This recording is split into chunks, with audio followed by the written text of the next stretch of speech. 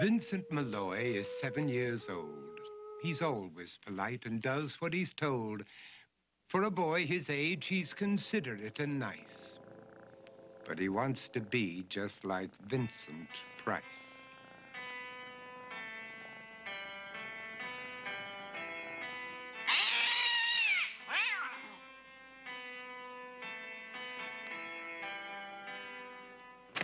He doesn't mind living with his sister, dog, and cats, though he'd rather share a home with spiders and bats.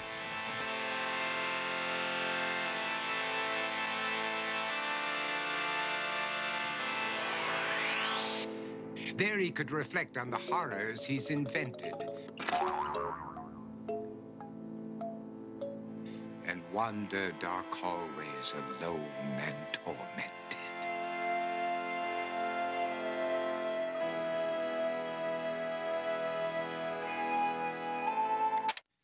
Vincent is nice when his aunt comes to see him, but imagines dipping her in wax for his wax museum.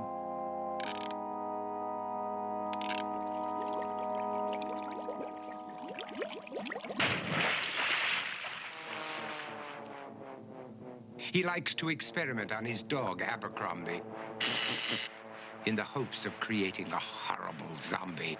So he and his horrible zombie dog could go searching for victims in the London fog.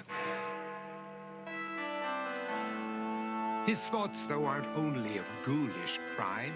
He likes to paint and read to pass some of the time. While other kids read books like Go, Jane, Go, Vincent's favorite author is Edgar Allan Poe. One night, while reading a gruesome tale, he read a passage that made him turn pale. Such horrible news he could not survive, for his beautiful wife had been buried alive. He dug out her grave to make sure she was dead, unaware that her grave was his mother's flower bed. His mother sent Vincent off to his room. He knew he'd been banished to the Tower of Doom, where he was sentenced to spend the rest of his life alone with the portrait of his beautiful wife. While alone and insane, encased in his tomb, Vincent's mother burst suddenly into the room. She said, "If you want to, you can go out and play. It's sunny outside and a beautiful day."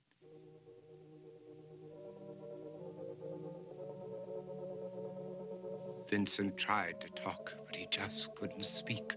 The years of isolation had made him quite weak. So he took out some paper and scrawled with a pen, "I am possessed by this house and can never leave it again." His mother said, "You're not possessed and you're not almost dead. These games that you play are all in your head. You're not Vincent Price, you're Vincent Malloy. You're not tormented or insane, you're just a young boy. You're 7 years old and you are my son. I want you to get outside and have some real fun." Her anger now spent, she walked out through the hall. And while Vincent backed slowly against the wall, the room started to sway, to shiver and creak. His horrid insanity had reached its peak. He saw Abercrombie, his zombie slave, and heard his wife call from beyond the grave. She spoke from her coffin and made ghoulish demands, while through cracking walls reached skeleton hands. Every horror in his life that had crept through his dreams swept his mad laughter to terrified screams. To escape the madness, he reached for the door, but fell limp and lifeless down on the floor. His voice was soft and very slow as he quoted The Raven from Edgar Allan Poe. "And my soul from out that shadow that lies floating on the floor shall be lifted nevermore."